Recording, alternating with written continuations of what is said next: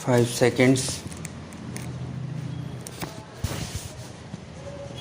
As I read about these experiments, their successes and failures, the groping towards and discovery of truth, and about his prolonged struggle with himself and how he forced the gem-like purity of his personality out of what seemed rather ordinary and unpromising material in the beginning, I came to see something of the great picture of his beginning, development, and to realize that this was no ordinary person. Here was a man who was working on himself as a jeweler works on an uncut diamond. Also, he was extraordinarily introspective and self-critical. He judged himself as ruthlessly as I was going to say as others, but I cannot do so because he judged them not ruthlessly but compassionately. So how shall I put it? While he judged others compassionately, he judged himself as ruthlessly as if he were a criminal before the bar of his own conscience, of the still small voice which continued to whisper to him all his life till it was strong enough to drown the sound of world noises. I thought of many of his great contemporaries, Tagore, Sapru, Nehru, Patel, who were, so to speak, to the manner, born of great families, usually with first-class education, and cut out for the role of leadership by their heredity, their environment, and their personality. On the other hand, if you look at the early or even middle-aged photographs of Gandhi, you see no Apollo-like beauty, no charisma, no clearly discernible signs of his destined greatness. Even in his personal appearance, you see the miracle of the spirit gradually permitting and transforming matter. The recruit in the ambulance corps of the Boer army or the barrister who started practice in South Africa might by anyone but look at some of the photographs of his later years. I am thinking of one photograph in particular with the faraway look in his eyes as if talking with God, and the thoughtfulness, the composure, the compassion of Buddha in the face. What a difference! His whole life, as he said, was thus a continuous experiment in the search of truth. He was always seeking, always learning, always ready to learn. As he was pointed out in his preface to the India of my dream, I am not at all concerned with appearing to be consistent. My experiments in the political field are now known not only in India but to a certain extent to the civilized world.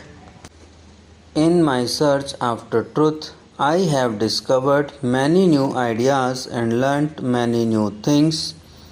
Old as I am, I have no feeling that I have ceased to grow inwardly.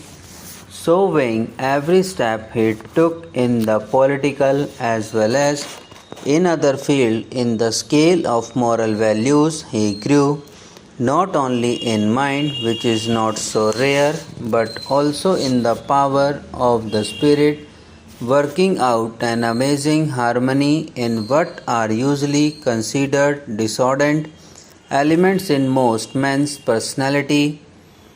His main inspiration of life was God as he conceived him, but he realized early that after God, the source of power and inspiration for work lay in the people whose service was his life's highest ideal.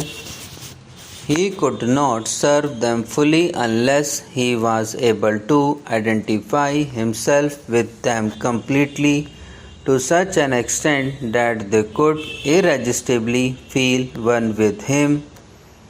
He attuned himself in his way of life to the deprived. He exploited the poor, the hungry, the ignorant, the who constituted the large majority in the country. He had seen that most of the national leaders in the early decades of the century lived a life which was, as a rule, quite cut off from the life of the masses. They did not speak in their languages or dress like them or live in their style, and were not really concerned with their problems or their moving and miserable condition. They were more concerned with the protection of their individual and class interest. Gandhiji's changed all that. A man of the people, he equated himself with the people quietly, passionately, sincerely, without the fanfare claims which the later champion of the poor and the exploited have made fashionable. He deliberately reduced his standard of living to that of the poorest and the lowest, so that they may look on him as one of themselves and may feel no hesitation in opening their hearts to him. The irrepressible and well-beloved dear Naidu did once say, with her great humor, that it takes a great deal to keep Bapu in poverty, but no one can deny that he ate, dressed, travelled, and lived as an ordinary poor villager would, and managed to control completely the urge to seek physical comforts and carefully cultivated the capacity of non-possession. As days went by, I saw I had to throw overboard many other things which I used to consider as mine, and a time came when it was a matter of positive joy to give up these things. Exploring the cause of that joy, I found that if I kept anything as my own, I had to defend it against the whole world.